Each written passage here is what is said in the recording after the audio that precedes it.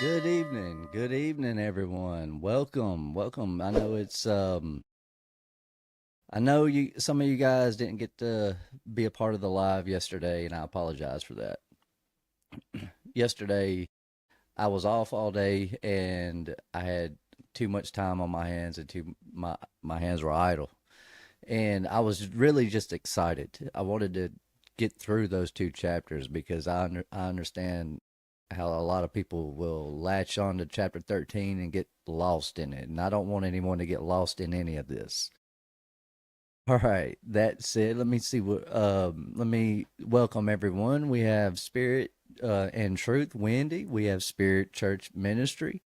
And we have Jenny Murphy, Tartarian Prepper, in the house this evening. It's good to see you guys. I'm glad you guys are here, or gals, ladies, as we could say ladies now, I think.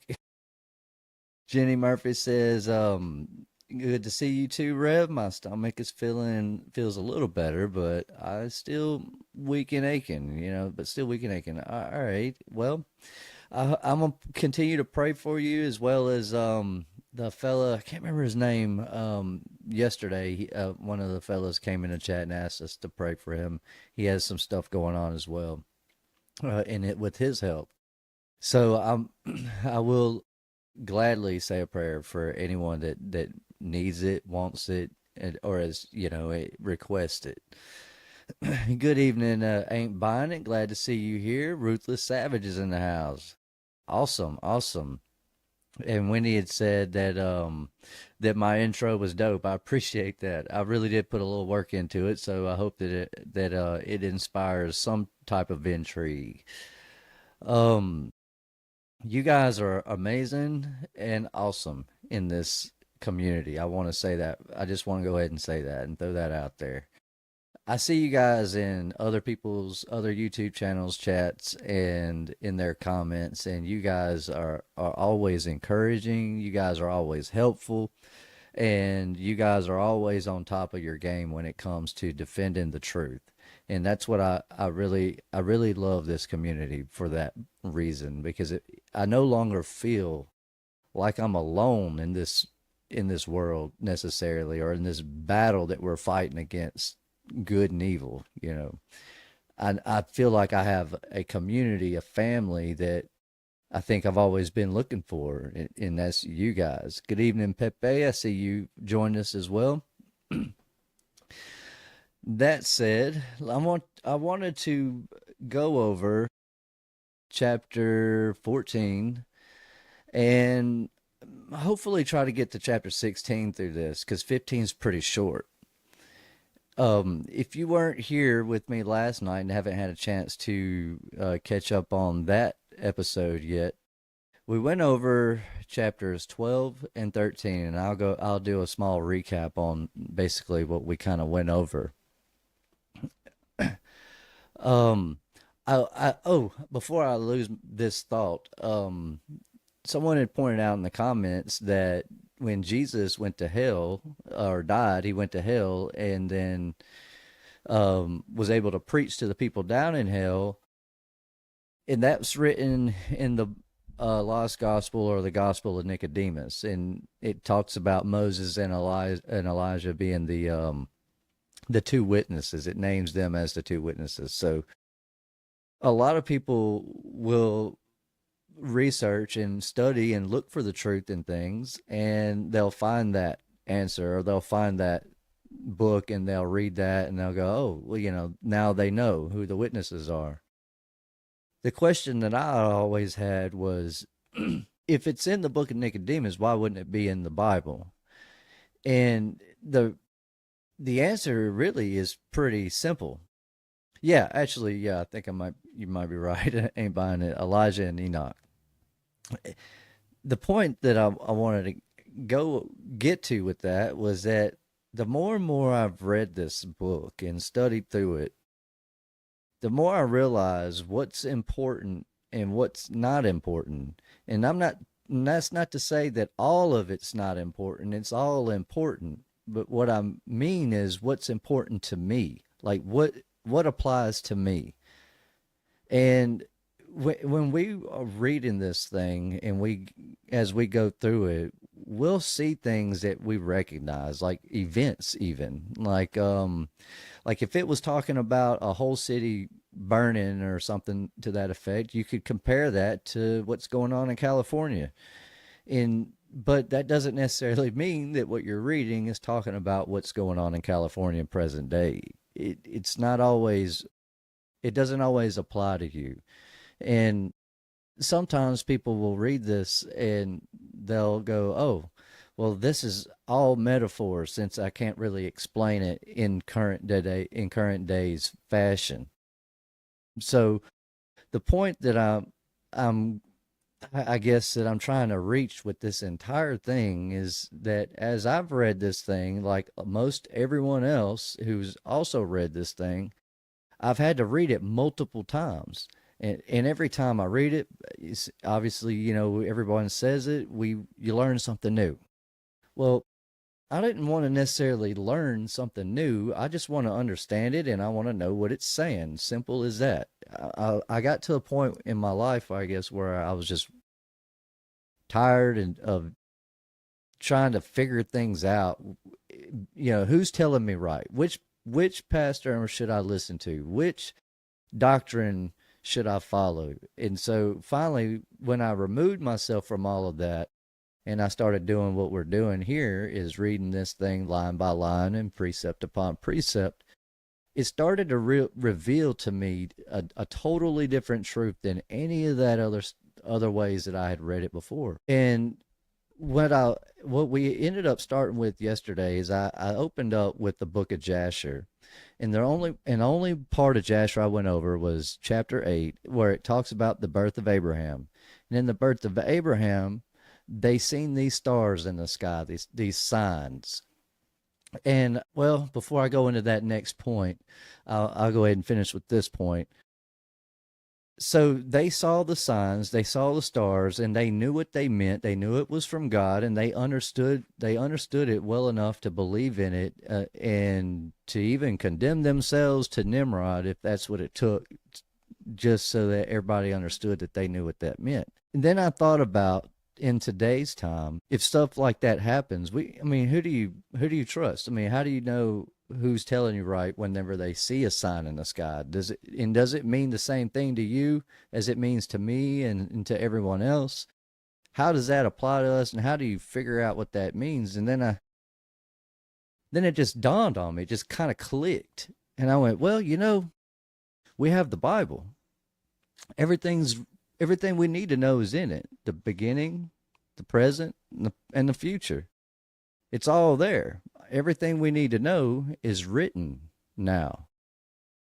Then it started, I guess the gears in my head started spinning, and I started thinking back, and I go, I have this book, but they didn't. The people we're reading about in it, they did not have this book. They didn't have all of it at the way that we do. Before before the 5 books of Moses were even written, I think the most they had was Jasher and possibly even Enoch. But I'm not exactly sure that they had near the amount of information that we have, or the time to develop an understanding of it the way we've had. And so it really makes sense to me when I think about what would be the purpose for God needing to put signs in the sky now, for us to know a day-to-day event here and there, when everything we need to know is written now. And so all I'm kind of going with that and leaning on here is that the people of the day that we're reading about, they didn't have access to this knowledge and information up front. They might have gotten it at some point in their lives, whether it was at the end of their lives or after some miraculous event where they resurrect or whatever. The point is, they didn't know any of this stuff was going to happen the way it's written about in this book. And so as we move through chapter 12 and chapter 13, what we discovered in it is how it breaks apart these events so that you kind of understand when in time chronologically they're happening. And then in chapter 13, it basically just reiterates It's constantly doing that, reiterating, repeating the same message over and over and over. And it's not saying it in the same way, it's just saying it different each time, but it's doing that to let you understand the significance of these events. In chapter 13, we went over how it talked about Satan being cast out of, or the dragon being cast out of heaven. A third of the stars, that's a third of the angels getting cast down with them. And I was pointing out a suspicion I have. I don't want to say theory, I think that's overused, but the suspicion that I have with it is that a third of the angels and Satan being cast out of heaven didn't necessarily happen any time prior to this time period that we're in Revelation here. Prior to that, I think the only angels that were not in heaven were the ones that had chosen to come down, or fallen angels, so to speak. We know that through books like Enoch that there were essentially 200 of them that had initially came down. We don't know necessarily if there were any more that came down after that 200 or before this 1/3. Or at least there's nowhere that I've found that just seems to just say, yep, that's absolutely the truth on that.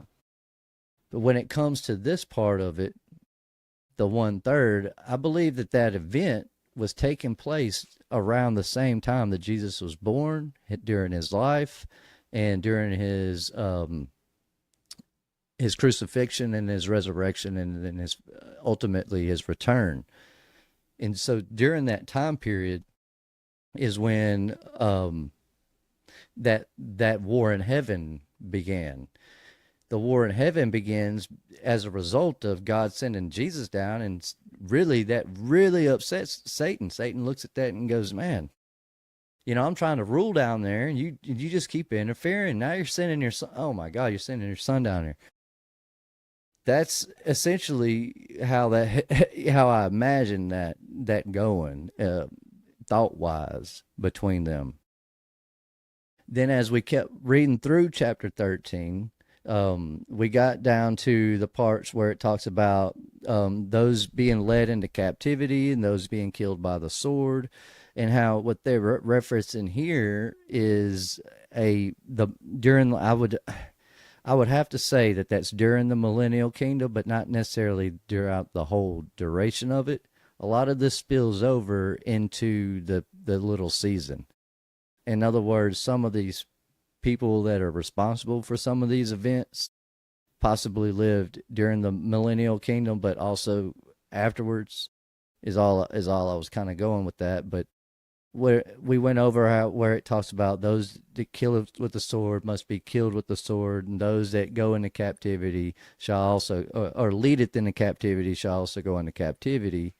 And all I was pointing out with that last night was how when people read this, a lot of times, a lot of your mindset on right and wrong can be jeopardized right here. In other words, you could take someone who, so I would never take anything from anyone, not against their will. I'm not a thief. I don't believe in that. I don't believe in taking anything from anyone. But let's say I did. Let's say you had something I wanted and I take it. As long as you don't do nothing about it, I mean, there's no issue. I have now what you used to have, and you don't, and you're not able to do anything about it unless you pick up your sword and you come at me the way I came at you with my sword. And so the only way to stop me from taking that from you is for you to use the sword that I'm about to use on you. The same concept goes for if I'm leading you astray, then I'm also going to be led. I'm going astray. I'm not going the right way either. That's what that was referring to in verse 10, of chapter 13, where it talks about killing with the sword and whatnot. That mindset evolved into modern day thinking. It's where concepts like capitalism come in, or dog eat dog world, or whatever. That's where those terms and that way of thinking, that as long as you don't do nothing, there ain't no real issue. That's where that line of thought comes from. But that's not what that all that but that is kind of what that's saying. But it's not given permission to be bad, wrathful, or any of that. It's not giving you permission. It's just saying that there will be people that think this way. And if you don't want them to deal with you the way that they're going to try to, you're going to have to use the same resources to eliminate them as they're trying to eliminate you. And that's through the sword. If they're trying to lead you astray, you go the other way. And if they want to, if they end up following you, then they'll no longer be astray. They will now be where you're at, towards the truth. The point that I'm making here is that all we went through last night in chapter 13, as we were going through this, I was pointing out how these doctrines and this belief in futurism and all that comes into play here, where people read this and they go, oh, well, this looks familiar. I see this happening right now. It's happening over in Ukraine and Russia right now. And you go, so that must be this seed or that vial or that whatever, it's something is going on, and it must be this right here. And they'll use this to scare people into believing this false doctrine of this, basically this false doctrine. And so when we understand what this is doing, that first of all, this is a vision. This is him in the spirit dealing with, talking about all of these things. But once we understand how this is broken up chronologically, then we start seeing, okay, well, these events, even though he's talking about them, as they start happening, they're going to start happening this way and that way. The questions we end up having, what are these stars? What are these signs? What is this? It's going to tell us all of that. But if you had only read up to chapter 13, like most churches do, and you didn't read any further, you wouldn't know the answers to all those things, and then you'd do like everybody else. It just create these random fantasy ideas about what couldn't be. And so to avoid you leaning on your own thoughts, we read this line upon line. And then as we read through chapter 13, we move on to chapter 14. So in case anyone is new to what's going on and what I'm talking about and hasn't spoken in chat and I haven't recognized you yet, I want to say welcome to the podcast this evening. And I know I was, anyone that just saw, I was kind of going over a kind of a recap of what I went over last night, 12 and 13. Tonight we're starting at verse 1 of chapter 14. And before I do that, let me catch back up with chat so I don't get too far behind on where you guys are. Let's see. Ruthless Savage says, are the falling stars more angels that went rogue? Yes. If I were to have to give just a simple yes or no, I would have to lean on yes. It's my understanding with that is, that that 1/3 was a separate group of angels than the original 200 that came down and landed on Mount Zion. That it's a different group, just like when I think it was chapter 12, where it mentioned Abaddon and Apollyon, and then it goes on to talk about the 4 angels in Euphrates. It's clear that that's 2 separate things, but a lot of people have equated them to being the same thing, and that's where you get the angels are the physical manifestation, but Satan is more or less like God, an entity. But that's not that. I don't believe that would be right. So yeah, I am inclined to believe that 1/3, Ruthless, is a separate group of fallen angels. All right, let's see. Spirit Church Ministry says astrology and astronomy used to be the same study. Yeah, it actually did. In fact, I try to stay away from astronomy nowadays, but I do still like to look into astrology. And that's where whenever I was going over my timeline stuff in the previous episode, that's where I was kind of getting it. That's where I kind of got a lot of that information from and kind of validated it was through astrology. That's a whole different thing. That's a timeline all on its own. And Bonnet says 1/3, 33%, one of their favorite numbers to use. Yep, it sure is. I took a picture of Venus during the alignment and captured the flower of life. It was so beautiful. I bet it was. I'd like to see that. I guess if you have it on your page or something, I'll have to go over there and check that out, Spirit. Miss Wendy. Pepe says too much sky cocaine over here. Couldn't see the alignment. Yeah, that's the way it is over here too. I don't know if you guys remember, between November and January 1st, there were a lot of videos going around online of people filming the moon, but there was like a giant face beside it. I could never see it. Every time if there was a full moon, I'd go out and look. The sky would be cloudy, so I can't. I could never verify. Yeah, chill out. But anyhow, um, let's see. Ain't buying it says oh, Ruthless says there aren't any planets. Yeah, yeah, exactly. I don't think there are planets. You have stars and you have luminaries, and I've kind of went over that before. But the stars and the luminaries, they are similar, but they're separate. They each have their own separate duty, so to speak. All right, let's see. Ruthless Savage says, I'm talking about like meteor showers. Are they more rogue angels being tossed down?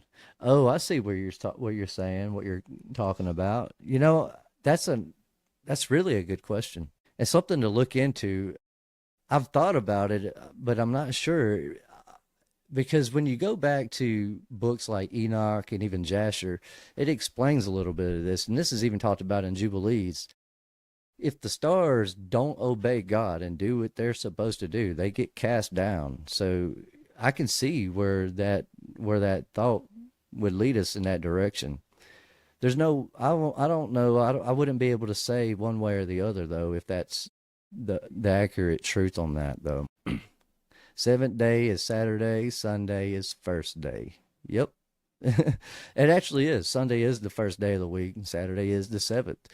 And technically, the Sabbath, I believe, is like it's 6 p.m. on Friday to 6 p.m. on Saturday. I think that's the actual time frame for the Sabbath. Lucas, oh yeah, Lucas, I'm glad you found me, man. I seen your comment, and yeah, I know, man. It's really difficult to find my channel. You almost kind of have to see the link and to be able to click on it to find me.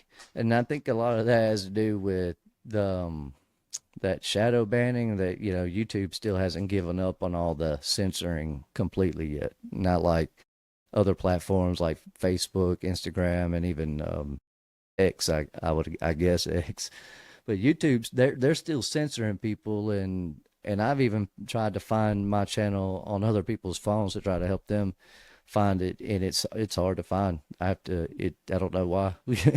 It just is. Wendy says, lighten up, Savage. Life is beautiful. That's a horrible saying. What's a horrible saying? What did I miss? Okay.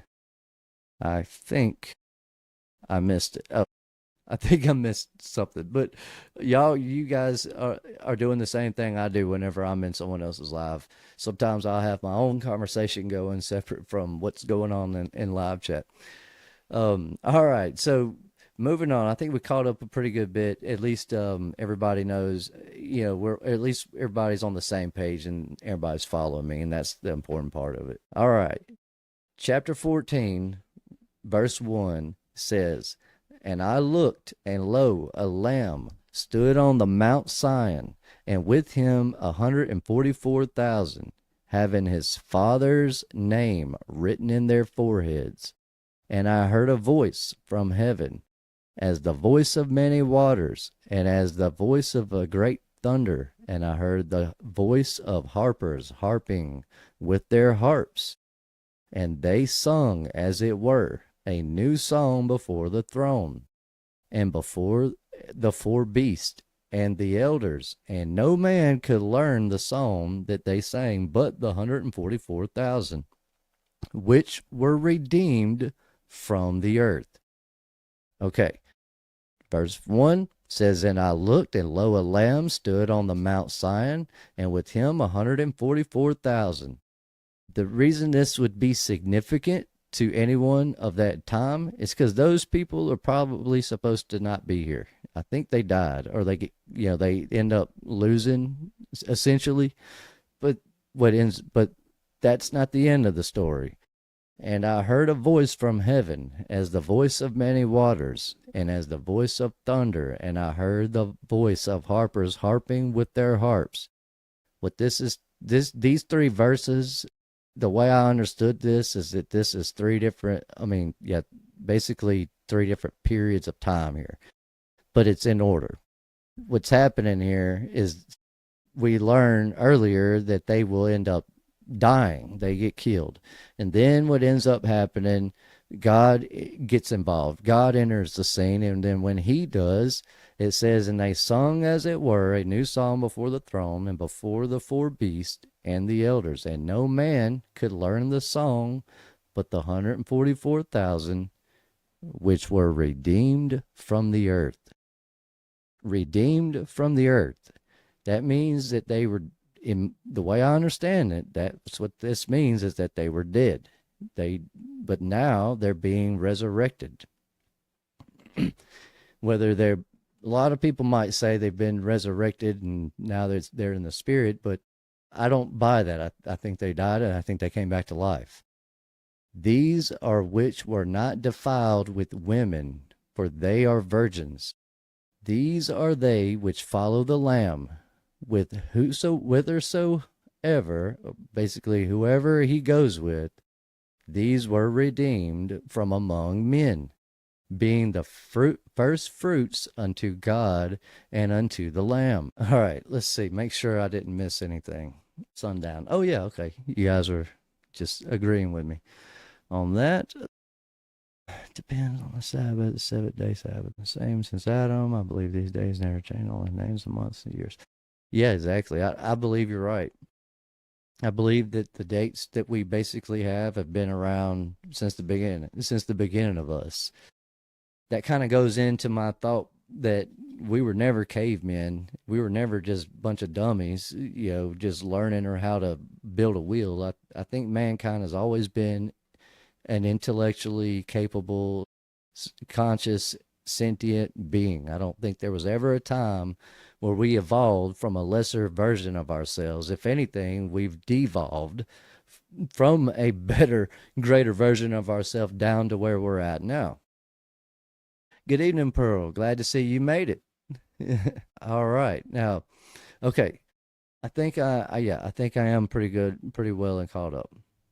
Adam was the first caveman. Well, essentially the Cave of Treasures. So yeah, he technically was the first caveman. If we're being honest with ourselves, though, that kind of explains where the whole concept of cavemen come from.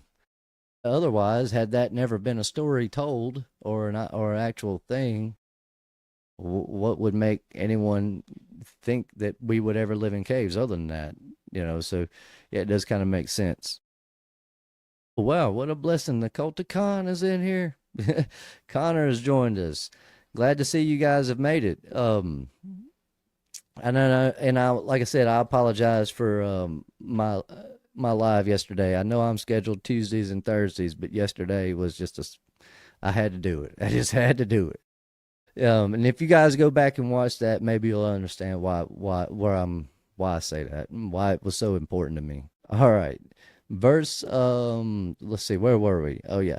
So in verse 5, and in their mouth was found no guile, for they are without fault before the throne. No lies. That's what that means. No guile. They had truth. They were always truthful and honest. They didn't lie.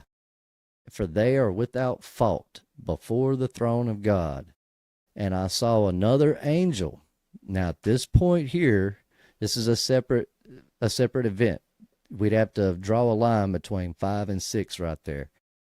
In verse 6, it says, And I saw another angel fly in the midst of heaven, having the everlasting gospel to preach unto them that dwell on the earth, and to every nation and kindred and tongue and people.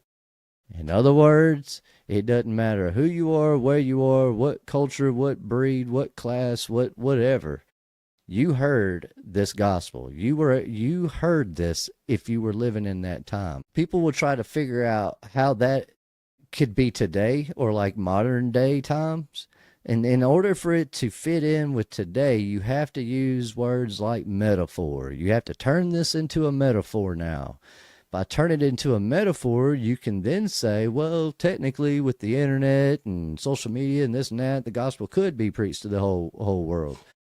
And that's why people will, like I said, people will see these things and their brain will start ticking away at all the things they're familiar with and used to, when you just have to erase that. Erase all the whole world and everything you've ever learned and start over and read. And when you start reading through this, when you do read parts where it said, like in verse 6, where it's talking about this angel, you understand that doesn't apply to you. This doesn't apply to you and me, meaning that during this day, no one alive would have went without hearing the gospel. Today, if you were to apply this to today, you could say, yeah, there are some people. I think a lot of people think about that tribe, that weird tribe that nobody can go to that island and talk to them because they'll kill you and eat you or whatever. Yeah, they've probably never heard the gospel. The truth is, they probably never will. But it doesn't necessarily matter. Not that it doesn't matter in any form at all. What I'm saying is that there wouldn't be a need for an angel to fly around us and speak in different languages, talking and preaching and spreading a gospel in the air for all of us to hear it. We already have the gospel. It's called the King James Version Bible. Some call it the Geneva Bible. Some call it just the Bible, the Holy Bible. But we have this word. We have all of that. It'd be almost redundant for any of this to take place again, or just to take place for the first time after having read it. We've had thousands of years, according to the mainstream narrative, we've had over 2,000 years to learn this, study this, and understand this. And so for at least a 1,000 years, close to it, people have been expecting all of this to happen in their lifetime, waiting on it. And I know the last 100 years it's been that way. We're waiting on it. It's coming. This is about to happen, and then they pass away. The next generation comes up. Here we are. Our great-grandparents are now gone. Some of our grandparents are gone, and some of our parents are even gone. And the next is going to be us. When does it end? When does the generations end? That would be the question. It does. The line that we live, the way we live as people, ends at some point, but not in chapter 13 and not in chapter 14. Not yet. We would have to keep moving forward in this book. Let's see. I want to read that. Let's see. I don't want to mess up anything. It says, all right. Spirit, entry. Wendy says he was in the general tab earlier, but not in a live. It's been a while. I might harass. Okay, all right. She's talking about something else. We already know it. We already know it. He put it in our hearts when he died. If I understood correctly, yes, exactly. The truth is in our hearts. The understanding of right and wrong. We understand it very differently than they would have been able to understand it. So yeah, I agree with you there. Ain't buying it. What is two separate things, Jenny? Let's see. What are we talking about? Night and day, Lucas. Okay. Okay, I got it. I think you mean Hamas, Wendy. And what are you saying we are programmed for? Mine always has an arsenal. Ain't buying it. Says Romans 10:16. But not all heeded the good news. For Isaiah says, Lord, Who has believed our report? So faith is from hearing, and hearing through the word of Christ. But I ask, did they not? Perfect. I mean, that's a good little find there to throw that in there. That's called using this book for, correction and reproof. If we're using it for reproof, we're not rebuking anything. That was ain't buying it. That was perfect. Romans 10 is saying exactly what I'm telling you right now about this. Not everybody is going to accept this. Today, if an angel started flying over everybody, spreading this gospel, whether you were a Muslim or a Catholic or whatever, it's a good possibility most everybody would listen to that angel and believe that angel, because that would be something that it's almost impossible to happen in our time. It's hard to believe and it's hard to imagine, and to see that after having read it for hundreds of years, and to see it, yeah, they would definitely believe that today. Back then, I could see how they would just not all people are going to accept this gospel. It's hard for us to imagine that as Christians, especially modern mainstream Christians. It's hard to imagine that anybody would deny the gospel once they've heard it. But they did. And just like they killed Jesus, the Son of God, the Messiah, they just did not, the world was not as easily persuaded to follow Christ as we would think. And this persists all throughout the Millennial Kingdom. There was not a 1,000 years of peace. It was just 1,000 years of Jesus ruling with a rod of iron. Essentially, he's out there basically trying to get everybody straight. And then I guess he just washes his hands for a little while, and then comes back and says, all right, let me give y'all a little, y'all want to do it? Just keep doing it. I'll be right back. We'll see how that goes.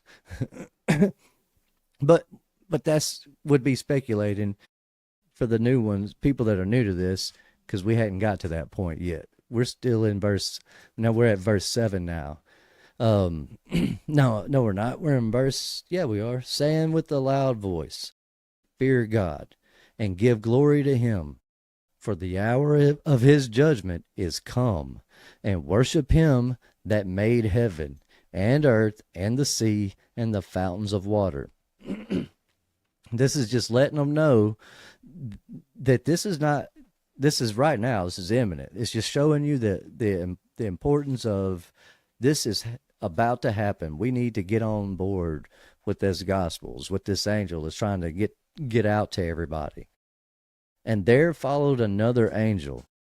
Babylon is fallen, that great city, because she made all nations drink the wine of the wrath of her fornication. This is old grammar English. It's not the same as the grammar English that we speak and read today necessarily, but the principles are still the same. And there followed another angel, saying, Babylon is fallen, is fallen, In Old English context, that's telling you two places. That's two different places called Babylon. That's all that is. Instead of saying Babylon twice, it just says Babylon is fallen, is fallen. The other Babylon we learn is the mystery Babylon, which essentially it could be the Roman Empire. So you have Babylon and the Roman Empire, or mystery Babylon and the Roman Empire. I believe that's where that comes from. I'm not 100% on that. It says that great city, because she made all the nations drink of the wine of the wrath of her fornication. And the third angel followed them, saying with a loud voice, if any man worship the beast in his image, and receive his mark in his forehead or in his hand, the same shall drink the wine of the wrath of God, which is poured out without mixture into the cup of his indignation. Now, verse 9 is further verified or validated by Romans, where, let's see if I can go back up to that. Yeah, there it was. Where I ain't buying it, it posted in the chat, Romans 10:16, where it's basically saying, hey, I'm telling everybody and they're just not listening.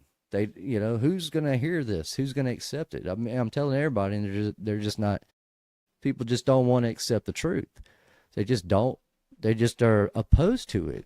People cannot stand the idea of being controlled, even though they don't understand that they're being controlled. So verse 9 is talking about the people that will accept the mark of the beast.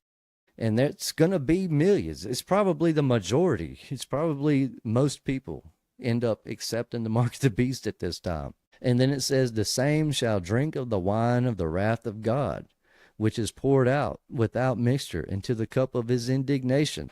And he shall be tormented with fire and brimstone in the presence of the holy angels and in the presence of the Lamb. They get cast into hell. Not into hell, but into the lake of fire. That's what that's telling us right there. And the smoke of their torment ascendeth up forever and ever. Okay. Before I move on with verse 11, I want to clarify in verse 9 and 10. When we get to the point in chapters 19, 20, and 21 where it talks about the resurrected, they that were dead in Christ, and then all the others that never heard the gospel, that is not talking about these people right here. In verse 9, these people heard the gospel, rejected the gospel, accepted the mark of the beast. They go to hell. They go to the lake of fire. They don't die and then get resurrected for a second chance. That's not going to happen. The reason I want to make that clear is because I've seen theories and videos where people will think that those people end up, some people today believe that they come from these people, is all I'm pointing out. All I'm saying is that there are a lot of those people that don't make it, that just they don't continue. Once they accept that mark of the beast, it's over for them. There is no other chances. That is it. Once they die, they're dead, and then they'll never be alive ever again. In verse 11, and the smoke of their torment ascendeth up forever and ever, and they have no rest day or night, who worship the beast and his image, and whosoever receiveth the mark of his name.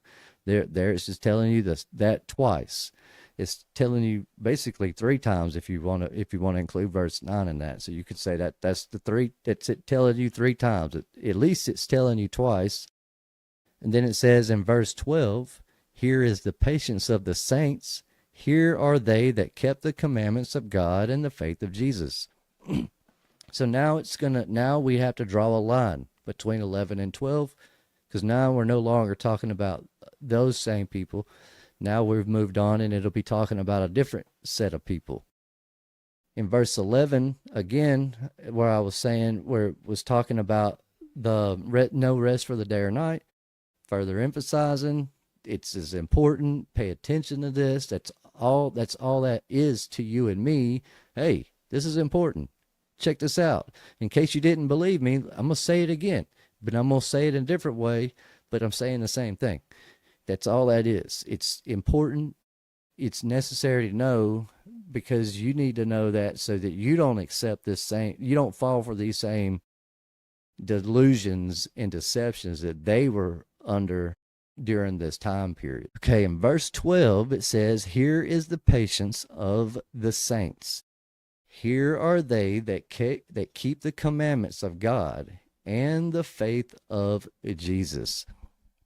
This is talking about the millennial reign, and how it wouldn't just be peaceful flowers and puppy dogs all the time.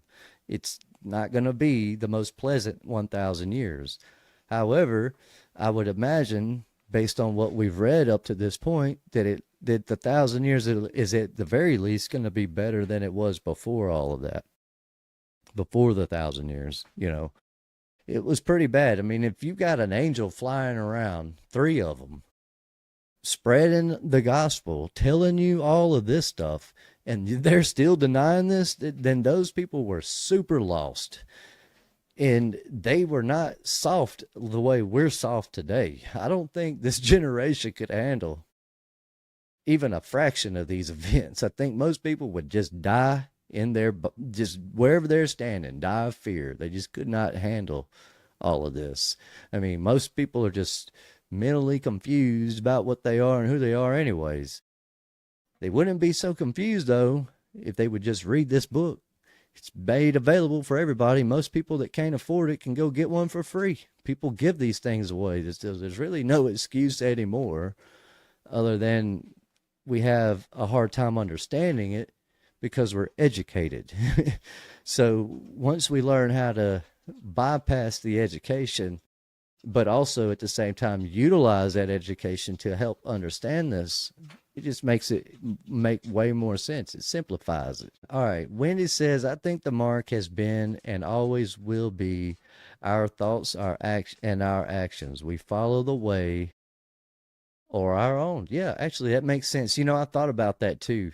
I thought about it, even though it does literally, you could say it's a mark, but it could be as the same way as the word being written on our hearts. It's not like God. It's not like there's a bunch of words written on our hearts, actual real pen and ink words. But I can see where you're going with that, Wendy. And I've thought about that as well, and I agree. I think that's likely the case. Satan does seem to like repeating himself. Yes, he does. Let's see. All right. Oh, he's referring to Lucas. Let's see. Lucas is new with us, but he says there's definitely going to be some sort of mark, in my opinion. Yes. They can't help themselves. I agree. I think there will be something similar to this. All of this, there will be something similar to all of this. Whether it's everywhere or isolated, that's a whole different thing. And that's where I get into the whole when these events that we're reading about in Revelation, when they were happening, it wouldn't have been isolated to this area or this region or this country or that country. It would have been all happen. Everybody would have been experiencing this. Like I said, it's not like 1/3 is like they just literally got rid of all of the Americas. It would have been a 1/3, but scattered throughout the world. This would have been felt by everybody. Everybody would have been experiencing that. So while during our time, they will mimic these events and mirror them and try to replicate them, but it won't be the same because it won't be happening everywhere. But it'll happen to just enough people that they will believe that these events are happening to them right now. I've never understood the Sunday argument. Yeah, I haven't either. I haven't either. Ruthless Savage says death and hell will be thrown into the lake of fire. Yep, absolutely. But back to what you said, Lucas, on the I've never understood the Sunday argument. I mean, I understand where they're coming from on it, but I get it. I don't understand why they would continue to lean on that, especially having heard the gospel. And now that have it written and where we can read it, it really doesn't make sense why anybody would choose a losing team, but they do it every day. But I think the issue is that a lot of people believe that they're not on the losing team. They believe they're on the winning team. They don't believe they're bad. And that's just the way that goes. Hey, Bonnet says, I think they are messing with hormones. I think there are many reasons for the confusions for some. Yeah, I agree. I would agree with that. I could definitely see that being a possibility. All right. Like I said, ADHD fell over here. And another angel came out of the temple, crying with a loud voice to him that sat on that cloud. Thrust in my sickle and reap, for the time is come for thee to reap, for the harvest of the earth is ripe. This is telling you that this is the rapture. That's all that's referring to. At that point, he's telling the angel to take his sickle and cast it into the earth and reap the harvest. That's the wheat. This is him gathering up the wheat. And we learn about this earlier. I think it's in Matthew when they talk about the wheat and the tares. Jesus is kind of using what's that word? Yeah, he's telling it like a parable, but this is what he's referring to. And then now you have this angel telling John about it, John the Revelator. And then in verse 19 it says, and the angel thrust in his sickle into the earth, and gave the vine of the earth, and cast it into the great winepress of the wrath of God. He's saying that now, once this happens, it's not going to be wonderful for everybody. For the ones that would be harvested, though, I could imagine it would be pretty good. But we remember as we've read this, there are way more people that did not accept the truth than the ones that did. It's kind of like today. It's if you tell the truth on anything, people will hate you. That's just the way it is. Unless they benefit from it, they're not going to love you. They're not going to love you. They're not going to like it. They're going to stay away from it as much as they can. But that's what, all I'm saying is that when he thrusts his sickle into the earth, you don't have to necessarily do that unless you're trying to uproot the plant. You would chop it at its base. But he's casting it into the earth, so he's trying to completely remove these people from all the bad of the earth that's going on. He's not trying to leave any remnants of these people, of his people, God's people. He's trying to, he's just separating. That's all that means. And the winepress was trodden without the city, and blood came out of the winepress, even unto the horses' bridles, by the space of 1,600 furlongs. All it should be telling anyone at that point right there is that after the harvest, or due to the harvest of the wheat, all that are left, they're really suffering. And to put this into modern day perspective, take Jeff Bezos, remove all the people in the world that could be his employees, and now tell them to go out there and survive. He would have a lot harder time than the rest of us.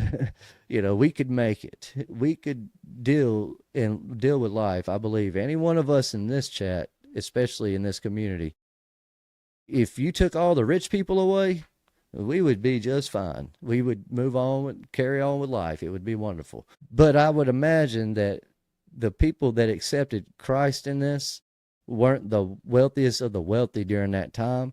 They were not the earthly leaders, the earthly masters and rulers or whatever. They were just they were the ones who don't make it.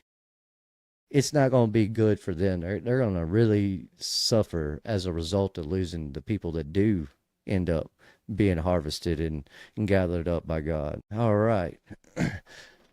So chapter 15, and like I said, chapter 15 is pretty short. It's not a very long one. As you can see, it's only 8 verses. So I don't see why we can't make it through this chapter tonight. Before I do, let me make sure I haven't missed anything or any too important questions that I need to address, comments that I need to address. Let's see. Rome got the Protestants to fight each other. Yeah. Actually, so I don't know if that's if you were talking about the same thing I'm about to say, but Spirit Church Ministry says Rome got the Protestants to fight each other. And where my mind went as soon as I read that, I was thinking about the wilderness and how the first so-called Christians would have been fleeing the cities. They wouldn't have been hanging out doing what we're doing, chilling, while just 3 or 4 miles down the road, they're probably having a gunfight down there. Who knows? But we're all just basically chilling. We're just sitting tight. But during the during the basically, well, yeah, I guess during the tribulation, then the fall of Rome, it wasn't very good for Christians. They were not welcome. Oh man, Carol Mapleston, good to see you. I haven't seen you in a while. Says, I don't know how people think they are able to tell what timeline we are in. Yeah, it's a tough question. It's a tough thing. It's a tough narrative to correct and to unravel. The At the end of the day, and I think if John Fry were here, he would have already said it in chat, that no man knows the day or the hour, and none of us do, even in the Little Season community. We may have a better handle on a roundabout time frame, but there's no one that could actually say when in time anything is other than God. Time has been manipulated and changed so much, nobody really absolutely knows. But what we are learning, though, and we are getting closer to it, which Scripture does validate that as well. It says knowledge will increase and be abound. When it says just like they changed the times and laws, they changed the feast days, introduced Julian, then Gregorian calendars, changed the Ten Commandments to suit their desires. That's changing times and laws. Yep, absolutely. Jenny Murphy gives a thumbs up. The Roman Catholic Church even admitted that they changed the Sabbath from Saturday to Sunday because the Pope claims to have the authority of God on earth, and that's true. And I think maybe it was Paul that said it, or one of y'all, maybe one of y'all said it, and I just read it. But somebody said this earlier today, I believe. But anyways, I was going to say that I believe they're right. The current the current Catholic Church is not the same Catholic Church from like the Millennial Kingdom era. It's a totally different thing. But I think a lot of the ways from it, I don't know, they kind of mirror it. It's about the best way I can explain that. All right, let's see. No, by all means, Wendy, don't stop talking.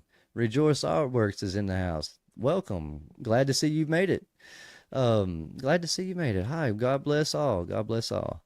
Let's see. Last chat I see. Pearl says, at Wendy, chat away, sis. These love streams are chill. Super chill. Absolutely.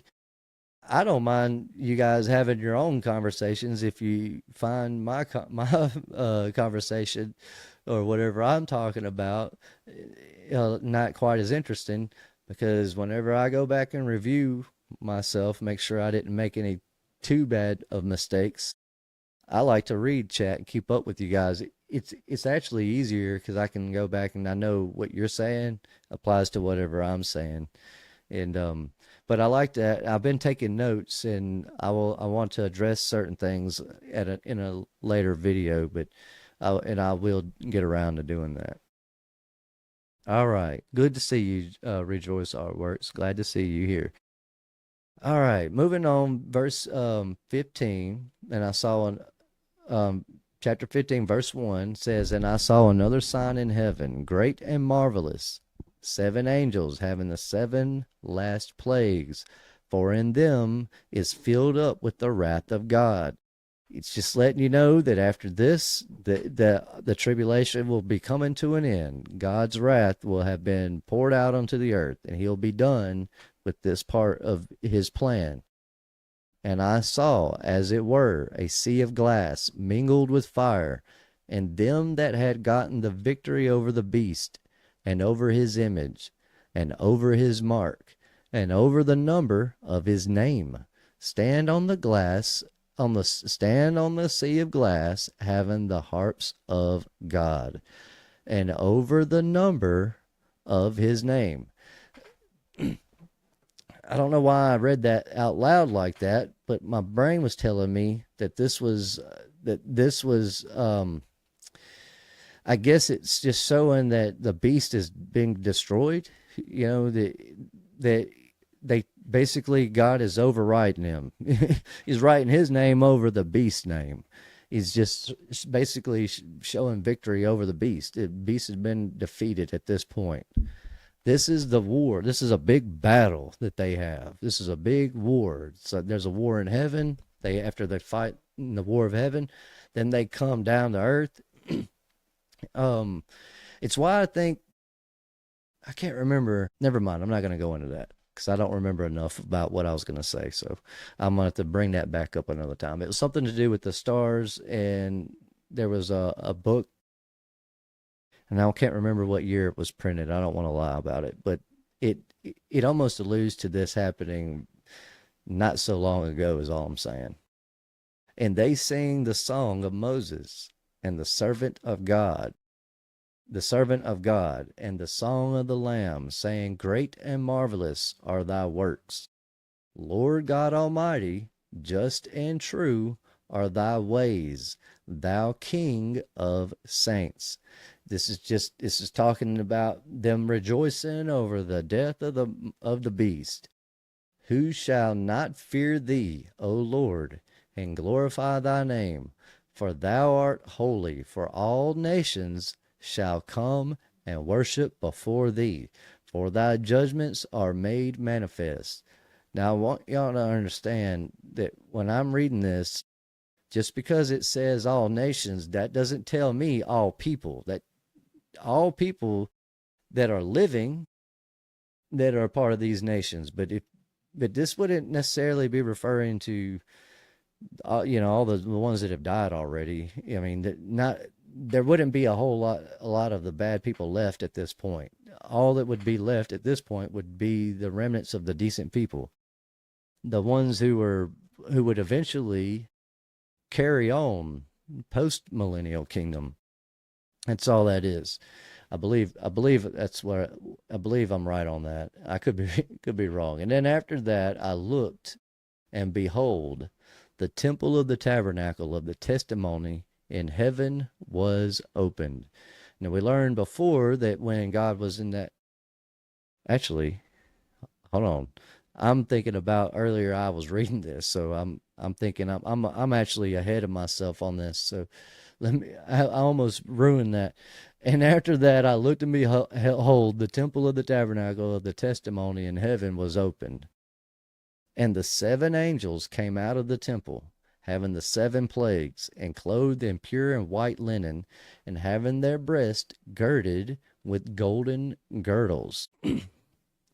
So basically what that's saying is that in the 7 angels, when they came out of the temple and having the 7 plagues, clothed in white and pure white, all it's saying that their job is done now. It's finished. This is symbolizing completion. And one of the 4 beasts gave unto the 7 angels 7 golden vials, full of the wrath of God, who liveth forever and ever.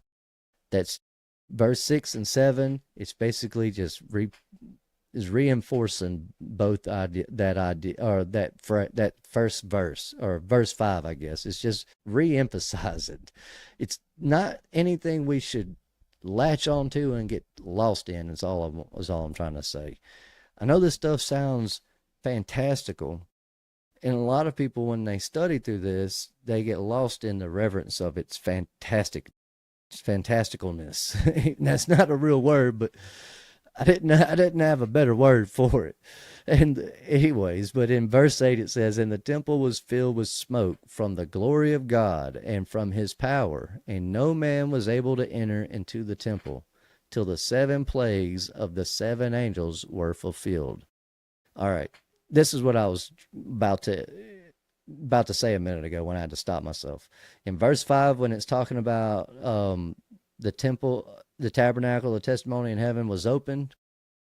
In verse 8, it says, no man was able to enter into the temple until the 7 plagues of the 7 angels were fulfilled.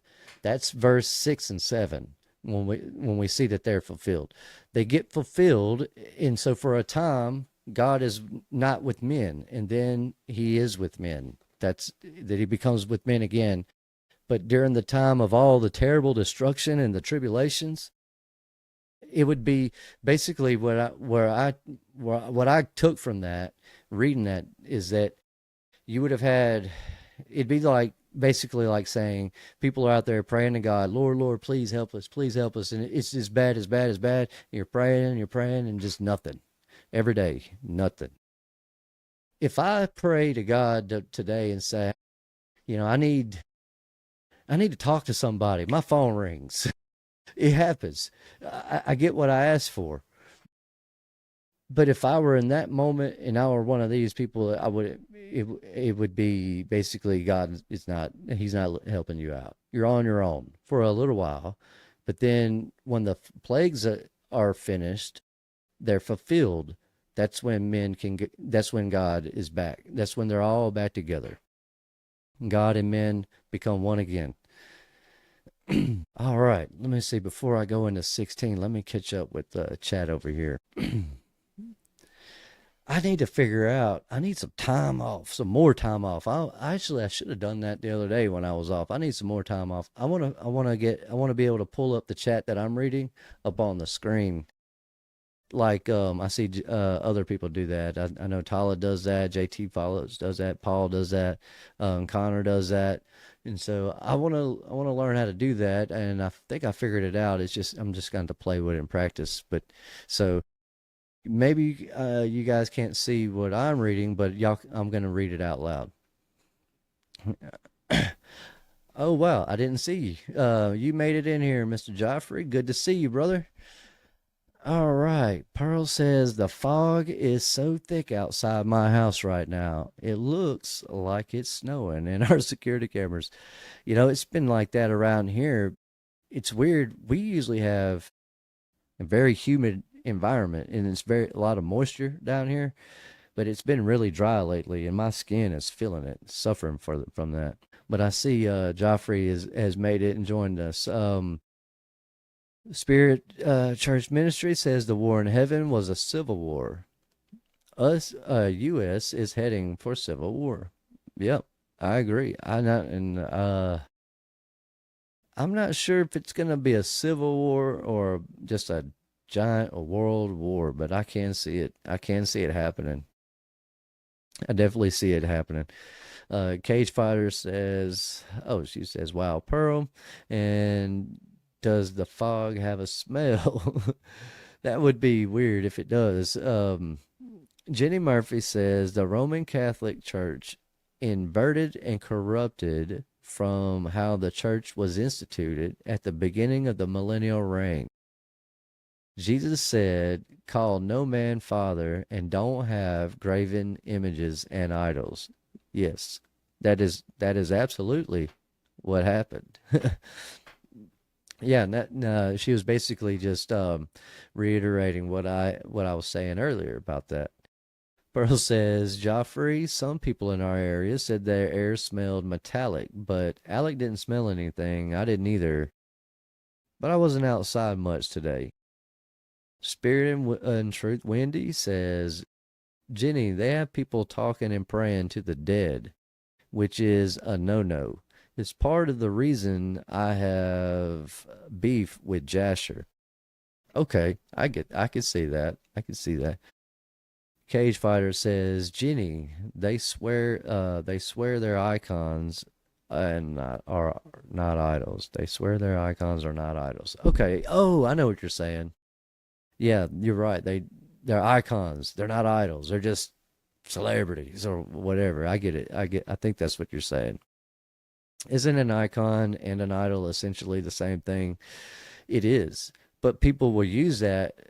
They use this English language, I guess, in a way that they even, it's like they'll use this and they're so clever. They'll say, "Oh, that's two different words, so they have two different meanings." When really, they don't. They mean the same thing.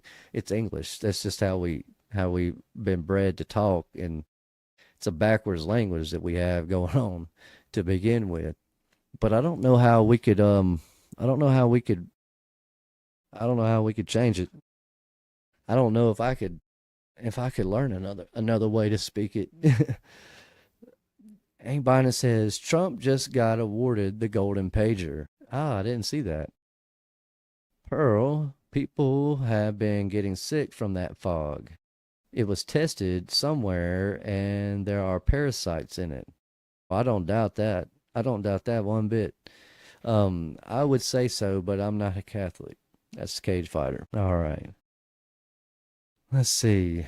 Colt Khan, he made it back. All right, awesome. Joffrey says, I had a period where I would ask Catholics about call no man father, and 0% even gave it the slightest consideration.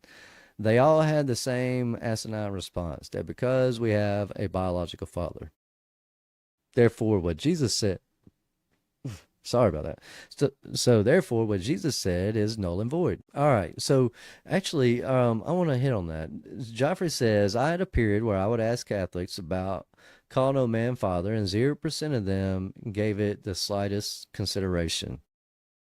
You know, that goes into that whole argument that a lot of Christians will fall victim to, where they'll say things like, well, it, God knows what's on my heart. It's kind of like once you see the truth in Jesus' name, you know that more than likely he wasn't called Jesus while he was walking on this earth.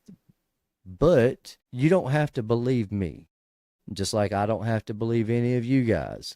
I do have to believe this book, though.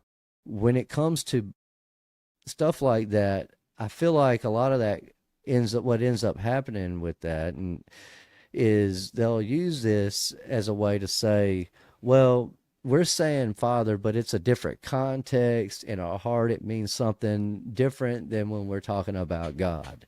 And that's all. That's really while they'll use that to justify their actions or their choice to do and live according to their own ways and their own thoughts.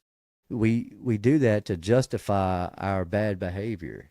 And when you take people like this community, where most of us probably don't do that on a regular basis, it makes it really difficult to communicate with regular people, because you notice that most folks never say what they really mean. You kind of have to read between the lines almost every time. Not trying to go off on a tangent on folks there, but that's I was just hitting on what Joffrey was saying about talking to the Catholics. Spirit Church Ministry says they can use whatever language they want. You can't externalize God. That's right. That's right. Great to see everybody. Donuts in the house. Well, good morning. I know it's probably morning for you over there. And good morning, Donut. Glad to see you're here, brother. Ain't Bonnet says, I heard emojis were connected to Solomon's demons. I think that's what you're saying. I'm not sure about that, but I do. That is a very interesting rabbit hole to jump into. Talking about Solomon in his demons. There's a whole another book on that that's not in our Bible. Maybe I'll pull that up and we'll go over that someday. But um, tonight we're gonna end up wrapping up with chapter 16 is what we're gonna end up doing. Let's see. Make sure I'm caught up with everybody in chat. Let's see what's going on. Oh, I did miss some stuff. Just another reason you need to stop talking. Of all the autocorrecting it chooses to, what the hell? Colt Khan says, yeah, check it out, Pearl. Look up exploding pagers. Always so much symbolism. I think y'all are talking about that golden pager that Aunt Bonnet was talking about. You know, I saw earlier Trump's trying to get us into Gaza. You know, that's going to open up a whole can of worms. I just don't see how that ends well for all of us, or even for them. I don't see how that ends well for anyone. But I see where he's coming from a real world, modern day political perspective. Basically, anyone that's confused with that, what's going on with Trump and the whole Gaza stuff, you can kind of look at it like Trump is looking at it as though they've had over 1,000 years to figure out their issues and they can't get it all figured out. Now we're going to step in and we're just going to take it and we're going to figure it out for you. That's his train of thought. So if you understand that, you can kind of understand where this ends up leading us in the real world when it comes to all of that. Ministry says God doesn't expect us to know his true name right now. We can't. Jesus showed we can call him Father. That's right. That's right. He does give us his name in the end, but we're not there yet. And so none of us can know it. You're right. None of us knows the Father's name. Now, Jesus can be whatever, I guess, we call him until he gets here and he'll clarify for us. A screenshot of the one Connor created for property when they don't make me start shotting them. What are y'all talking about? Oh, you said, oh no, you knew immediately I was going to catch that. What? I missed something you guys are talking about. Yeah, okay, I'll have to go back and read that and catch back up with what you guys are talking about there. But Pearl says that could be like YouTube for newbies, which is how I started out in these chats last year. Okay, America first, but first Gaza. Yeah, you're right. Yeah, yep, exactly. That's the political way. America first, get in office, up. Gaza. Yep, that's exactly how that works. Anybody who's been around for a little while, like me, 40 something years, you saw it coming. You saw it coming a mile away. Okay, I believe we're all caught up with chat and my random rhetoric. So let me get back on point where I was at. Verse 1, chapter 16, it says, "Now I heard a great voice out of the temple saying to the seven angels, Go your ways, pour out the vials of the wrath of God upon the earth." This isn't happening again. This is just going back over what we just went over in 15. It's just repeating itself. "And the first went and poured out his vial upon the earth. And there fell a noisome and grievous sore upon the men which had the mark of the beast, and upon them which worshipped his image." There's golly, I'm gonna find that video, and I think I'll find that video and I'll try to link it. But there's a video of a guy who says he invented he's responsible for the mark of the beast today. And he was saying in this interview that he was working on this device, this little thing that goes into the skin. And he was saying the reason he believes that that's the mark of the beast that they were making him develop and design is because the word mark in English, in our English version of it, when it's translated backwards, it's like to insert. And so he's referencing a needle. He thinks that means needle, that the mark is actually inside the skin and not on the skin. I don't necessarily buy that, but people will have fallen victim to that, is all I'm saying. They will have heard that and go, oh man, yeah, that does sound like the mark of the beast, and so it must be upon us. Well, it's not. It's not upon us, is all I'm pointing out with that. Then it says, "And the first wind poured out," oh yeah, I've read that. "And the second angel poured out his vial upon the sea, and became as the blood of a dead man, and every living soul died in the sea." Now we read this in the earlier parts of Revelation, where it talks about the sea would be made bitter or like salty and whatnot, and a third of the earth was burned up. All those were that was prophecy, is what that was.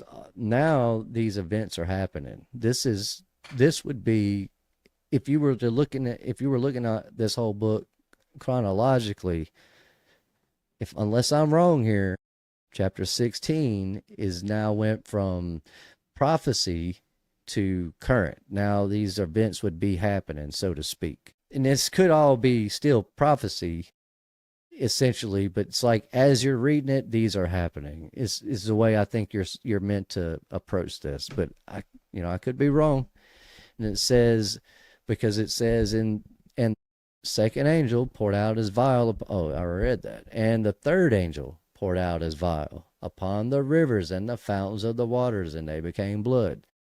And I heard the angels of the waters say, Thou art righteous, O Lord, which art and was and shall be, because thou hast judged thus. All it's saying is that basically, basically, it's kind of like you're getting scolded, you're getting in trouble, but he's telling you he loves you. This is all with love. It's not that he's doing this because he hates people, even though people might at that time going through this might think that. This is all being done with love. That's all that's really, to me, that's all it's trying to tell you. And then it says, and I heard the angel of the waters say, oh, for they shed, I don't know why I keep doing that, and they have shed the blood of saints and prophets, and thou hast given them blood to drink, for they are worthy. For they have shed the blood of saints and prophets. That's telling you the saints will be killed, the prophets will be killed, that thou hast given them blood to drink, for they are worthy. And I heard another out of the altar say, Even so, Lord God Almighty, true and righteous are thy judgments. Like I said, all it's telling you is that, it may not seem right, it may not seem fair, but it is. It only doesn't seem fair to you if you're on the wrong side of this whole thing. If you're on the losing side, definitely it's not going to seem fair to you. And the reason I'm pointing that out is goes back to what that radio host said about this community and what we're talking about here, when she was saying that oh man, make sure I didn't lose my thoughts. And I heard an altar say, oh yeah, when it was talking about all this, they were saying, she was saying that I don't know, it's like they think that this is gonna be our time. I guess is what I was gonna end up leading into with that. I lost my thought on what I was gonna say. I think I'm getting ahead of myself on it. Is what I'm doing. But for they have shed the blood of saints, prophets, and the blood of the worthy. And I heard another out of the altar say, Even so. Okay, I lost my point. I was going to make a point about that. For they have shed the blood of saints and the prophets, and now has given them blood to drink, for they are worthy. And I heard another out of the altar say, Even so, Lord God Almighty, true, righteous are thy judgments. I guess what I'm trying to say with that is that, if you were around and you weren't necessarily saved, but not necessarily one of the just most horrible people, just not a good person, that you would think life is not fair right now. It's just tough. But it is, I remember what I was going to say. It is right. It's just may not be right to you, but it's not, it's kind of like people who are afraid of the fact that the next step for us is the white throne of judgment. Anyone who's worried about that is on the wrong team anyways. They're on the wrong side of that. Those that are concerned and caught up with the idea that they missed out on the Millennial Kingdom, they don't get to hang out with Jesus for 1,000 years. For anybody that's concerned about that and thinks that not learning that in the little season has made this the worst thing ever, it's because they don't want to go through the judgment. But little that they understand, it doesn't matter if you're saved or not saved, you're still going to be judged no matter what. Everybody goes through the white throne of judgment. So if we get to skip all of this that we're going over and go right to the end, seems to me that's a way better doctrine than any other doctrine I've ever heard. What better way to accomplish this book than to skip straight to the end and be with our Father, our Creator? It just seems to me like that would just be the best way to be. So I don't understand where they're coming from, accusing this community of being doom and gloomers when it comes to all of this, is all I'm pointing out with that. So that was where I was going with my thoughts. Sorry, it took me a minute to gather that, but I don't know where it went. It just left me for a second. All right, so moving back on. Verse 8 says, The fourth angel poured out a vial upon the sun, and power was given unto him to scorch men with fire. And men were scorched with great heat, and blasphemed the name of God, which hath power over these plagues, and they repented not to give him glory. Now, I believe it was about episode 3, the one where they're talking about the 4 horsemen. We went over this back then, but here it is in verse 16. It's talking about it again. The reason I'm pointing that out is that in our episode 3, where we were talking about the 4 horsemen, that was prophecy. That was him being shown the future. This is now telling you again, because it's wanting the reader to understand that this would be happening in present day. So it's happening again. It's not our present day, but present day to this time period, or this era of time. That's where that is. All right, let me see. Make sure I'm not lost again. Verse 10 says, the 5th angel poured out his vial upon the seat of the beast, and the kingdom was full of darkness, and they gnawed with their tongues for pain. Terrible. It's just bad. It's getting bad, and it's just going to keep getting worse and worse and worse until all these seals and all these angels have done their part. That's what this is telling us, but it's already kind of pre-warned us. In fact, it's now telling us, it just keeps telling us over and over and over. But now it's telling us how they're feeling, the effects of it, of all of what we were telling you before, what's going to happen in the future. Now you're seeing the effects of it. That's all this is what it's showing you. It's why I'm inclined to believe that this would be, if you separated this thing in chronological order, these events are now current in a way, but it's not like they all happen the way I'm snapping my finger, the way we're reading. When I'm saying current events, I'm still referring to a long period of time that all of this would be happening. It's just not happening now. It's not happening now. If it was, we'd all be experiencing it, is all I'm saying to that. For they are the spirits of devils, working miracles, which go forth unto the kings of the earth and of the whole world, to gather them to battle of that great day of God Almighty. This here, I believe, is when God enters the scene. He's now here. God, Jesus, the Christ are here. Behold, I come as a thief. Blessed is he that watcheth and keepeth his garments, lest he walk naked and they see his shame. What this is telling you is that this is going to be fast. It's going to be so fast. In other words, don't be just going on about life. Don't worry about taking that shower, that 30-minute shower, or that 20-minute shower. Don't worry about going on your trip or your vacation or doing whatever it is that you're planning on doing, but keep you some clothes on, keep your shoes on, and be ready to go, because this is coming, and all of these things are going to happen fast. This is all going to happen quickly. But when I say quickly, we're not talking 100 years. We're talking 7.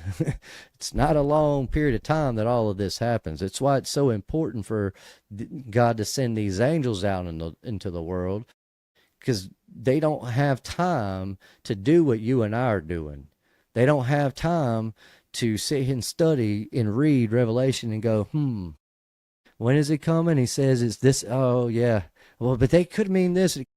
They don't have time to do all that. So it makes sense to me now when I look at this and go, there would be no need for that to happen today. We got the book. We got it. We have all that information. It'd be like repeating himself. And God doesn't need to do that. He's already repeated himself several times in this book, and then he happens in real life. And here we are. All right. Verse 16, and he gathered them together into a place called in the Hebrew tongue Armageddon. This is where it all kind of comes to an end. This is the final battle. And the 7th angel poured out his vial into the air, and there came a great voice out of the temple of heaven from the throne, saying, It is done. And there were voices, and thunders, and lightnings, and there was a great earthquake, such as was not since men were upon the earth. So mighty an earthquake, and so great. Now we learned previously when this was happening in the earlier chapters that this is your mud floods. This is the end of the millennial season. This is all that's pointing out. That's what that's talking about. And we learn that from the others where it talks about buildings or it talks about things sinking. We learned that we now know where we're at in the timeline here, essentially. What exact date, what exact year. I'm not going to let anyone tell any of us one way or the other, though some of us have pretty solid theories. I know I have my theories, and we'll go into that when we go back to my timeline stuff. And I know other folks like Jason Jack has his theories, and Paul has his theories. All of us have our sort of theories on when exact time frame, but none of us know the exact day or hour. That's all I'm saying. All right, but this does let you know that there were thunders and lightnings and earthquakes. I mean, just massive geological worldwide events. Now, kind of going back to Wesley Curry joined us again. Going back to one thing I was saying before about these earthquakes and all these events and stuff. When we look into timelines, like the chronological order, going back into things like astrology and astronomy, you'll learn that everything has its own time frame. The angels, for example, I think even Joffrey pointed that out in his video. The angels were here alive and existed before man. So you had the angels and then man. So you can kind of relate to why they would be kind of jealous of man. They were here first and now man. The same is true in this. As we read this, certain things happen first. I mean, happen, but not. It's like these events don't. It's like they're happening quickly in the big scheme of things, but it is kind of spread out. Is all I'm saying. And then, like I said, where was I? When these earthquakes and lightnings and thunders are happening in verse 18, if you were watching my moon map stuff, or if you've seen any of that, I was kind of showing how our earth is and how the clock in Prague and how it shows the way our world works and how time works within it. That's the celestial clock. That goes all the way back to the creation of the stars. But that timeline has nothing I mean, it kind of has something to do with us, but it's not our timeline. Our timeline starts with Adam. We don't start with that. And the only reason I'm clarifying that is because when I was working on these timelines a few years ago, well, it's actually a way longer than that, but when I was working on them, I was following that astrology timeline kind of path. And I'm of the understanding that when this millennial kingdom ended, when we read where it says, and it is done in verse 17, when he says it is done, I'm of the understanding that we shifted from one celestial age to a now new celestial age. The issue is that we're not going to be around to experience this in the entirety of this age that we're in. And that would explain why it's called a little season. We're only here for a part of this age. But all I'm saying is that it's not like these things happen without any type of explanation other than just these words. Some of the science behind it, you would say, the real science behind it, you could say that at the end of this millennial kingdom, and when he says it is done, we shifted from one point to the next, and now we're in a totally different age or season, so to speak. But we're not gonna. This world doesn't. We don't last. It doesn't last long enough for the entire duration of that. The cosmic celestial season from that clock in Prague, it's 2,160 years. So we don't. A little season is only a fraction of that. Some people have had different theories on it being 250 years, and some have it at 500 years.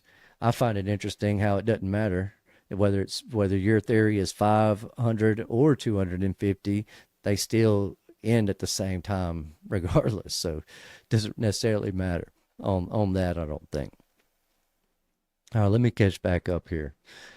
Let's see. Bye. Wesley Curry II came back, and he had to come back. He was he was testing us last time, but we were ready for him this time. Bless you, Donut. Bless you, Donut. Let's see. What are we blessing Donut over? I must have missed something, but I can't see it and I can't find it. All right. Jenny Murphy says the truth about where we are actually on the timeline crushes the futuristic pipe dream fantasy that dispensationalists are longing for. And I agree. I agree. This split Pangea. That's a question from Ain't Buying It. Yeah, so when we are shown the images of Pangea in school, that whole landmass I feel like is still there, but I think the lands that we're part of are separate from Pangea, but I do think that they were together. I do think North America and Africa, as it currently is today, were together. It's just it wasn't Pangea. Pangea is still out there. We just can't access it. But yeah, I think that's when all the land started shifting around, when all these earthquakes and lightnings and thunders and all these major events. All I'm saying is that it would make sense that if there was a celestial event about to take place that would ultimately lead to all of these terrible so-called natural events, that God would use that moment to his advantage when it comes to the context of everything that we're reading here. Just makes sense that it doesn't necessarily. It's kind of like, if you had superpowers and you could wish if somebody was hungry and you could say, "Yep, you're not hungry anymore. Now you're full," and all of a sudden they're full. In a way, it's kind of like that in my mind, I guess, is how I envision that. All right. Pearl says, Connor, yeah, it was glitching and Rez video skipped for like a whole minute. Thought it happened for everyone, but I guess it was just me. Yeah, actually, something was going on with my OBS the other day. I'm not exactly sure what was going on. At one point, it tried to take the sound out. It's weird. I don't know if my OBS caused that or if something else caused it. I know I was in someone else's chat earlier and my computer screen, it went to an error and then it reloaded and went right back. I don't know what's going on. I think they're trying to do stuff live with the YouTube algorithm and whatnot. All right. Jenny Murphy says dispensationalist doctrine leads to pride. They think they are special. Yes, they do. They're saved. They're gonna rule with Jesus. They're the chosen ones. They're God's favorite people. That's all of them, and it's in a way they've used that doctrine to self-idolize themselves. It takes away from God is all that does. I did time in the Colonel's army. It was hell. Yep. I did 15 years in the service over here. Pearl says, "Oh, Colonel, not Colonel." The Culticon says we have called Wesley out for being Colonel Sanders before. Oh yeah, they're talking about that Wesley. That'd be funny. What if that was the Wes Huff and he was disguised as that Wesley fella? That would be so funny. He's spying on us. He's checking us out. He said, "Oh, they're going to come at me sooner or later. I better be ready." Pearl says, LOL, I remember that. Cult to Con says, I feel you, Joffrey, but that chicken is still damn good. That's one thing I like about Connor. He is, man, you have a good heart, man. Your attitude is so good. I love your vibe, bro. You have a good vibe. It's just good. It's just, I don't know. I listen to him and I'm just smiling. I'm like, yeah, I can feel it. It's good to have people like Culticon, Mr. Connor over there, doing his part in the little season. Spirit Truth says Pearl Colonel is not on the list. And Carol Mapleson says Jesus on the cross said it is finished. Satan was defeated. Yeah, so what he was referring to, yeah, well, okay. So that's an argument there, Carol. I would have to say that you're in a way, yeah, he didn't lie. It was finished. But what was finished was the old world, the old way. Things are now going to be different. It's going to change. That's that's what he was referring to, I believe, when he was talking about that on the cross. All right, I think you guys are wild. Jeffrey says the chicken from Tyson when I worked there, but that was a long time ago. Yeah, you guys are on something. Oh, some other topic there. I'm not exactly sure. I missed something on up, and I had to scroll way on back up there. But yeah, I think I think we're all caught up with what you guys are saying. Okay, Carol. Okay, yeah, okay. So yeah, we're on the same page. Jenny says you would change your mind if you seen a Franken chicken. Yeah, I would say so. I would say so. All right, so let's see how much further we got on this chapter. I may pause this chapter right here and pick back up next week. And honestly, I may or may not be here next week. I am on call. That was another reason I wanted to go live last night, was just to kind of give you guys another, uh, another video to kind of go back and watch and listen to, and so that we can kind of move past 13. I didn't want to end this week with chapter 13 of Revelation and then be on call next week and not have any of that, and then people be so still focused on chapter 13. I was trying to get us away from that and moving us forward with it. And I'm doing that for the new people. Not necessarily all of us, but for new people that are new to understanding this scripture in accordance to real accurate chronological order, like the real time frame of where we're at in time. Yeah, I don't want to. I do actually. I think I'm gonna continue on a little bit further. I'm gonna go on a little bit further with this, and then we'll pause this. Um, let's see. In verse 11, yeah. So in verse 11, it says, "And blaspheme the God of heaven because of their pains and their sores, and repented not of their deeds." Oh yeah, remember when I was telling you about the guy who said that he thinks he created that mark of the beast, and it kind of, because of the way the word mark comes from, to insert or something to that effect. When in verse 11, when it says their pains and sores repented not, the reason I'm pointing that out is because a while back, when that was like a real big thing on the internet, people learned that with lithium batteries the lithium battery that would go into that little device that they put in their hand, that it has a 3.5 year shelf life, or life expectancy. And what that means is that in 3.5 years, that battery is not going to be good anymore, and you'll have to get that, whatever that thing is that they developed would have to be replaced. And so what the guy was saying was that, according to scripture, that this is all supposed to take place over a 3.5 year period, and or at least the second half of tribulation. And when that happens, that lines up with this mark that would has a lithium battery, and it lasts for only 3.5 years.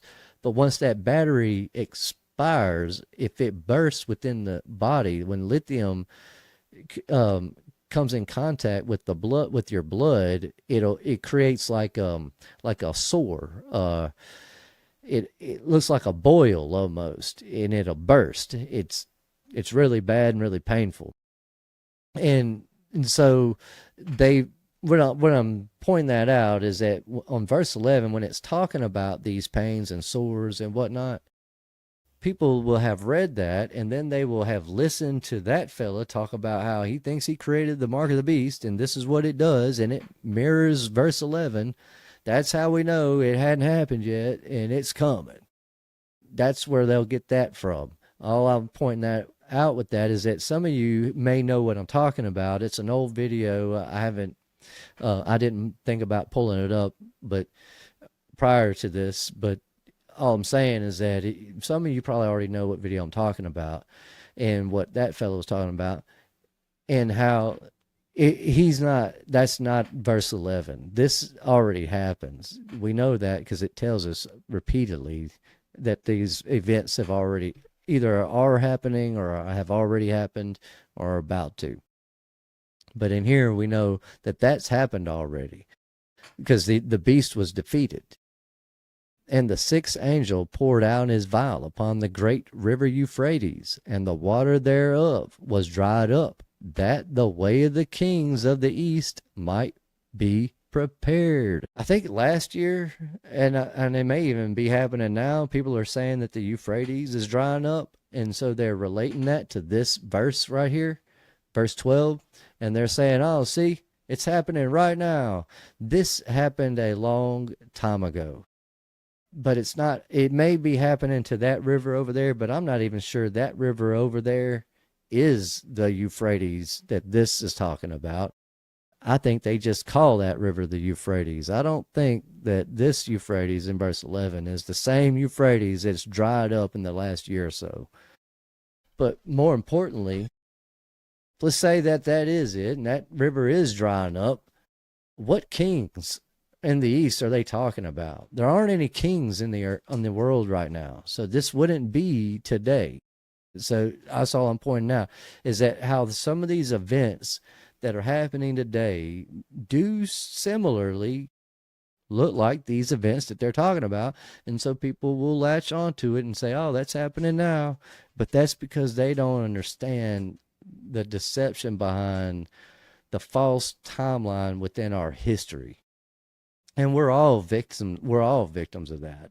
I don't think there's anyone going to ever watch this channel or this video and ever go, yep, nope, I've always known. No, we were all fooled. We've all been educated. I think that little tribe out there on that island that don't let nobody visit them, they're probably smarter than all of us with their lack of education, if I'm being honest. But then it says in verse 13, and I saw 3 unclean spirits like frogs come out of the mouth of the dragon, and out of the mouth of the beast, and out of the mouth of the false prophet. All right, let's see. And I saw 3 unclean spirits like frogs. We're going to pause it right there, and we'll pick up at on verse 13. In chapter 16 verse 13. We'll pick back up with that when we come back with the next episode. I don't want to go too far over this 2-hour limit. I know it gets really difficult for a lot of people to hang out and listen, due to time and stuff. You got other things to do. 2 hours is plenty, I feel like. And I don't necessarily want to do 2-hour podcasts, but I've chosen to do that with this Revelation series because there's so much information to go over. If we really went through this absolutely line by line, this would take way longer to go through than what we've been going through it. We're moving through it relatively quickly and doing pretty well with that, but that's because you guys that pay attention to this channel, pay attention to this chat, that are in chat, most of you are pretty familiar with all this anyways, but there are people that aren't. And so those that aren't familiar with this, if you've read chat and you have questions about anything anyone's saying, or if you've listened to me and you have questions about anything I'm saying, feel free to hop in chat and ask away. And if you can't, and if you don't feel like getting in chat, send it through the comments. And if that doesn't that doesn't work for you, you can go to my homepage. I have links, and you just pick your poison. You can get in touch with me if you want to, ask your questions. And if I'm wrong on any of the stuff that I'm going over, I want to be corrected. I don't want to be wrong.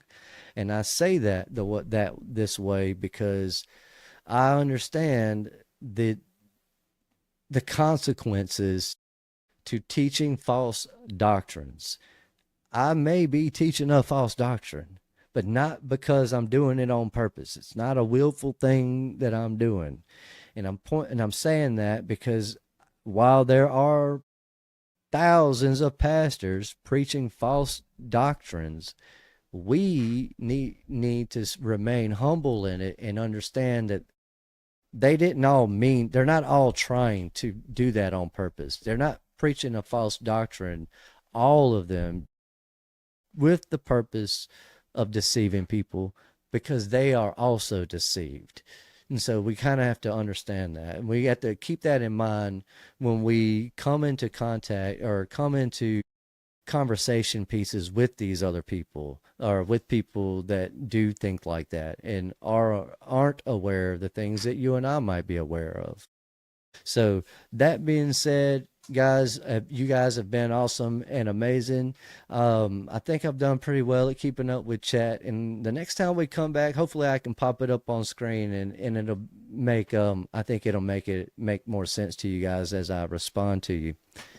I hope you guys have enjoyed this evening. I know it's Thursday and it's almost 10 o'clock, so the night's rolling on in, and I don't want to keep you guys up and too much longer. I know I need to be getting to bed pretty soon, and probably some of you need to be getting to bed pretty soon. And I know some of you are probably just starting your day, so it's different for all of us. Just like all of this that we've been reading is different. It doesn't all apply to us, just like everything you got going doesn't apply to everyone else. But when it does, when things do affect all of us, then we know God is on the scene. God isn't going to just pick around and just randomly choose a place here and there and say, event happened, pause. Event over here happened, pause. Event over here. It's a worldwide thing, and we learned that through this series. You guys have been amazing and awesome. I look forward to catching up with you guys through the chat next time, and I will see you guys later. I love each and every one of you. Hope you have a blessed evening.